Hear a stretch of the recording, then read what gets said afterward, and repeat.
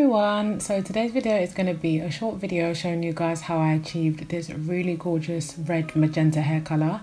And I achieved this without using any bleach or anything. This is literally just hair dye, and the hair that I'm using to do this hair is by a company called Funmi hair on Aliexpress, and this hair is absolutely gorgeous.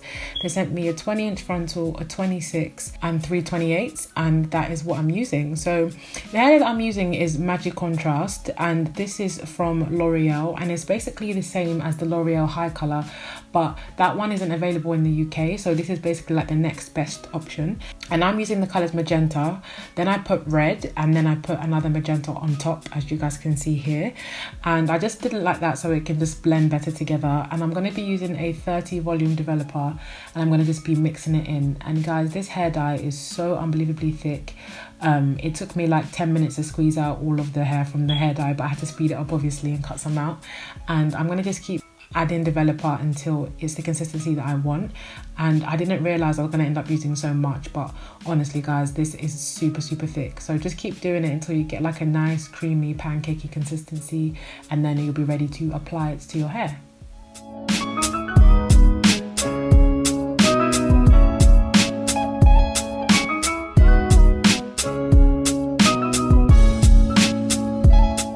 So now you're going to just take some foil, and you're going to take your first bundle and you're going to open it, and you're going to start applying the hair dye.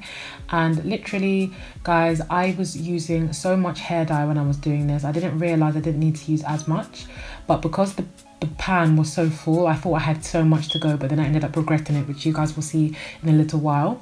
But what you're going to have to do is just paint it on the hair, just like you're painting anything really, and just do it until the hair is fully saturated.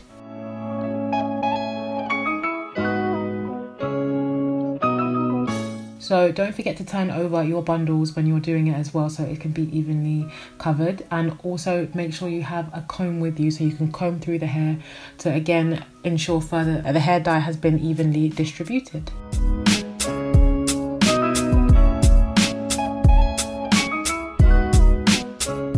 So once that's done, you just wrap it up in your foil, and there's me applying even more hair dye, which I didn't need. And you're going to just keep doing the same thing for all your bundles and your closure as well.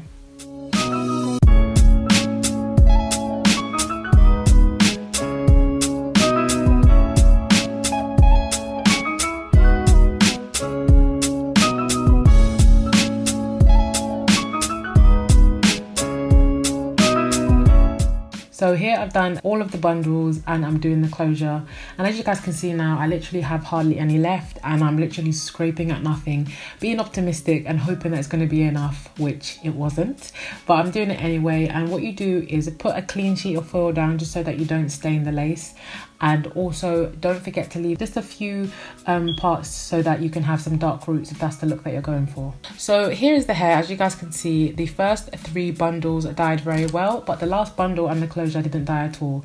So I had to go to the shop again and buy this hair dye, and so I used 1 color magenta, 1 full tube of magenta, and then I used half a tube of the red color.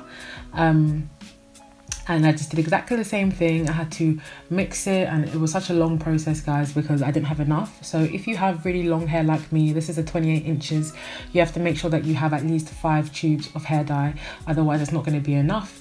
You could probably get away with 4 if you use it wisely, but I was just going crazy, as you guys saw in the other clips.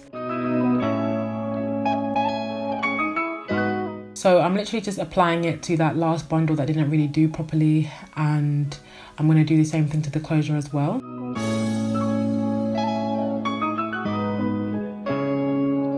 When you guys do the closure, make sure that you leave a little bit of space if you want dark roots, and that is basically what I'm doing here. I'm just painting it on evenly, and again I've got a clean sheet of foil to try and keep the lace clean. I did get some on the lace because by this point I was just tired and I didn't really care anymore. But if I was doing it for a client or somebody, of course I'd have to be a bit more careful.